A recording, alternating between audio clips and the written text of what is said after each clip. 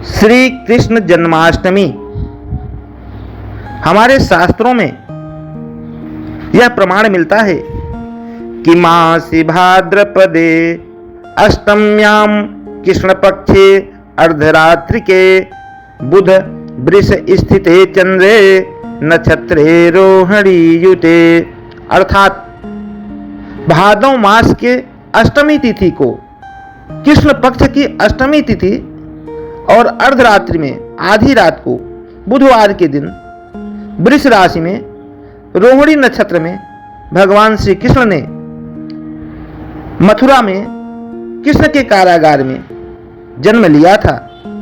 इसीलिए इसे जन्माष्टमी के तौर पे जाना जाता है। वसुदेव और देवकी कृष्ण के कारागार में बंद थे, वहीं पर भगवान श्री कृष्ण ने अर्धरात्रि में जन्म लिया था। अष्टमी के दिन जन्म लेने के कारण यह त्योहार जन्माष्टमी के तौर पर मनाया जाता है। एक दूसरा कारण और भी है। वसुदेव और देवकी की 8वीं संतान के रूप में भगवान श्री कृष्ण ने जन्म लिया था, इसलिए भी 8वीं संतान के रूप में जन्म लेने के कारण भी इसे जन्माष्टमी के तौर पर जाना जाता है। प्रथमं कीर्तिमानश्च द्वितीयं सुसेनकः तृतीयं भद्रसेनश्च ऋजुभ्राता चतुर्थकं पंचमं सम्मर्दनं जन्मं भद्रं खष्टं च जायते सप्तमं श्री बलरामं च श्री कृष्ण जन्माष्टमम्। देवकी और वसुदेव के प्रथम संतान के रूप में कीर्तिमान, द्वितीय संतान के रूप में सुसेन, तृतीय संतान के रूप में भद्रसेन और भगवान श्री कृष्ण के चौथे भाई के रूप में ऋजु भ्राता आए। 5वें भाई के रूप में संवर्धन, 6वें रूप में छठवीं बार 6वें भाई के रूप में भद्र और 7वें भाई के रूप में बलराम जी आए। 8वीं बार भगवान श्री कृष्ण ने जन्म लिया, इसलिए भी इसे जन्माष्टमी के तौर पर जाना जाता है। एक प्रमाण और भी मिलता है कि भगवान श्री विष्णु ने अपने दशावतार में जन कल्याण हेतु जीवों की कल्याण के लिए 8वीं बार कृष्ण के रूप में जन्म लिया था, इसलिए भी इसे जन्माष्टमी के तौर पर जाना जाता है।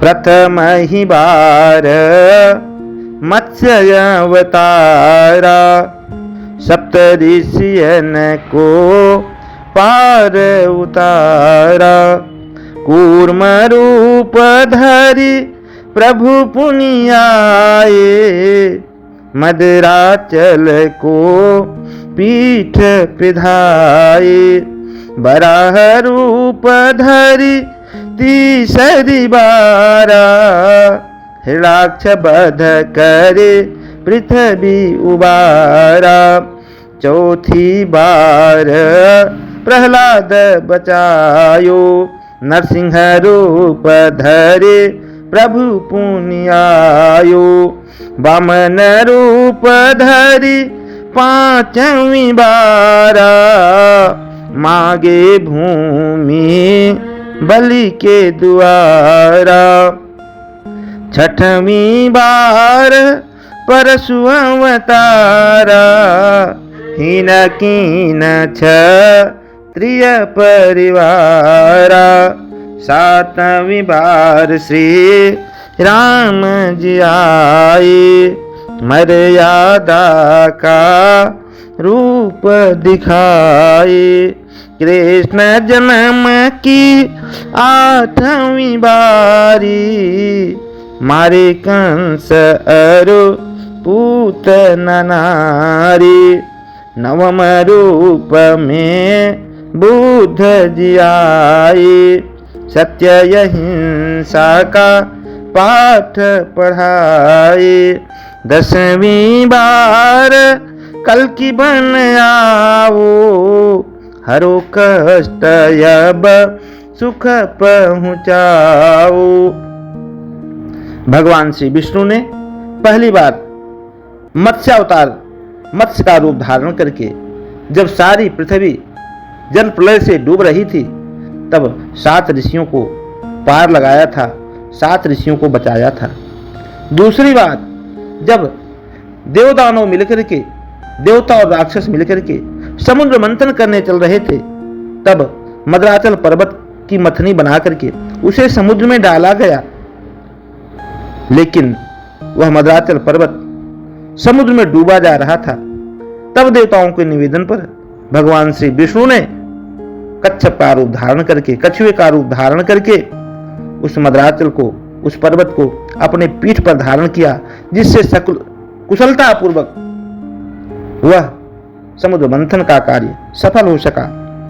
तीसरी बार भगवान विष्णु ने हिरण्याक्ष और हिरण्यकश्यप नाम के 2 भाई, 2 राक्षस हुए। दोनों बहुत ही बलवान थे, बहुत ही अत्याचारी थे, बहुत ही लोगों को परेशान करने वाले थे। इनके पास शक्ति इतनी ज्यादा थी कि हिरण्याक्ष ने सारी पृथ्वी को उठा करके समुद्र में डुबो दिया। जब हाहाकार मचा तो देवताओं ने भगवान विष्णु से निवेदन किया। तब भगवान विष्णु ने तुरंत वराह का रूप धारण करके समुद्र में जाकर के हिरण्याक्ष से युद्ध किया और उसको समाप्त किया। उसका बड़ा भाई हिरण्यकश्यप इससे बहुत क्रोध में आया। उसने भगवान विष्णु से बदला लेने के लिए सारी पृथ्वी पर भगवान के नाम को जो लेगा, जो उनकी स्तुति करेगा, उनकी पूजा करेगा, उसे जड़ से मिटा देने का संकल्प लिया। लेकिन उसका ही बेटा प्रहलाद भगवान विष्णु का परम भक्त निकला। जब उसने अपने पुत्र को खंभे में बांधकर मारने की कोशिश की तो भगवान विष्णु ने चौथी बार प्रहलाद को बचाते हुए नरसिंह का रूप धारण करके हिरण्याकश्यप का अंत कर दिया।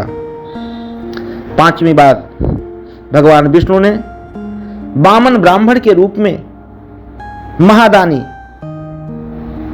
बलि के यहाँ पहुंच करके 3.5 पग जमीन को दान में लिया और उसे यहाँ से मोक्ष प्रदान करके पातालपुरी का राजा बनाया। 6वीं बार भगवान श्री विष्णु ने परशुराम के रूप में आकर के अत्याचारी, वरदानी, शक्तिशाली और अहंकारी सहस्त्रबाहु जैसे क्षत्रिय को समाप्त करके उसके अहंकार को दूर किया। 7वीं बार भगवान श्री विष्णु श्री राम जी के रूप में यहाँ पर आए। राम जी के रूप में जन्म लेकर के इस संसार में लोगों को मर्यादा के भीतर रह करके कैसे कार्य करना चाहिए उसका एक कुशल उदाहरण प्रस्तुत किया। 8वीं बार भगवान विष्णु ने कृष्ण के रूप में जन्म लिया और कंस, पूतना जैसे अनेक अहंकारी राक्षसों का विनाश किया और गीता जैसे प्रसिद्ध ग्रंथ की स्थापना में अपना सहयोग प्रदान किया। गीता को बोल करके लोगों तक एक सुंदर संदेश पहुंचाया। 9वें रूप में भगवान श्री विष्णु, ऐसी मान्यता है कि वे भगवान बुद्ध के रूप में आए और सत्य अहिंसा की स्थापना की। और यह भी माना जाता है कि जब पृथ्वी पर अत्याचार बहुत बढ़ जाएगा तो कलयुग के अंत में भगवान विष्णु कल्कि के रूप में आकर के फिर से धर्म की स्थापना करेंगे। इस प्रकार से भगवान विष्णु के 10वें अवतार में से यह 8वां अवतार श्री कृष्ण का है, जिस कारण से भी इसे जन्माष्टमी के नाम से जाना जाता है। एक प्रश्न यह उठता है कि श्री कृष्ण जन्माष्टमी 2 दिन क्यों मनाई जाती है? हाँ, श्री कृष्ण जन्माष्टमी 2 दिन ही मनाने का प्रावधान है, इसमें कोई गलती नहीं है, तिथियों का भ्रम नहीं है, ऐसा ही है। जब सप्तमी युक्त अष्टमी होती है, अर्थात सूर्योदय के समय सप्तमी और अर्धरात्रि में अष्टमी तिथि होती है, तो उसे अस्मार्ता नाम अष्टमी कहते हैं। इस दिन मथुरा को छोड़कर लगभग सारे विश्व में लोग जन्माष्टमी के त्योहार को मनाते हैं। इस दिन विशेष करके किसान, जवान व अन्य गृहस्थ लोग भगवान के जन्मोत्सव को मना करके अपना व्रत उपवास रख करके भक्ति में डूब जाते हैं, ईश्वर का गुणगान करते हैं, जिसे अस्मार्ता नाम पहले दिन की जन्माष्टमी को अस्माता नाम जन्माष्टमी के तौर पर जाना जाता है। दूसरे दिन वैष्णवा नाम जन्माष्टमी होती है। जब सूर्योदय के समय में अष्टमी तिथि हो और अर्धरात्रि में नौमी तिथि हो तो उसे वैष्णवा नाम जन्माष्टमी कहा जाता है। इस दिन साधु, संत और बैरागी लोग भगवान श्री कृष्ण के जन्मोत्सव को मनाकर अति प्रसन्न होते हैं।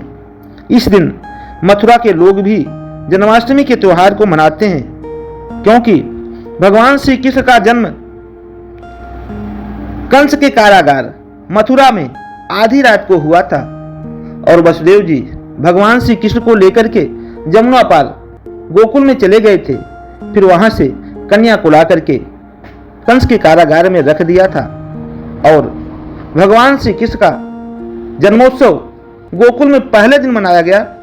दूसरे दिन जब कंस उस कन्या को मारने के लिए गया और वो कन्या उनके हाथ से छूट जाती है, कंस के हाथ से छूट जाती है, जिसे वो पटकना चाहता था, तब उस कन्या ने कहा था, रे दुष्ट, तो जिसे मारने की कोशिश कर रहा है वो तो पहले ही जन्म ले चुका है। तब कंस को पता चलता है कि हमारे साथ छल हुआ है, किसी न किसी प्रकार से विष्णु ने मुझे माया में मोहित कर दिया है और मुझे मारने वाला कहीं जन्म ले चुका है, क्योंकि इस कन्या की बात झूठी नहीं हो सकती। तब मथुरा के लोगों को पता चला कि भगवान यहाँ पर जन्म ले चुके हैं। तब साधु संतों ने, बैरागियों ने बड़े उत्साह के साथ मथुरा में भगवान के जन्मोत्सव को मनाया था, जिसे कृष्ण जन्माष्टमी के तौर पर जाना जाता है।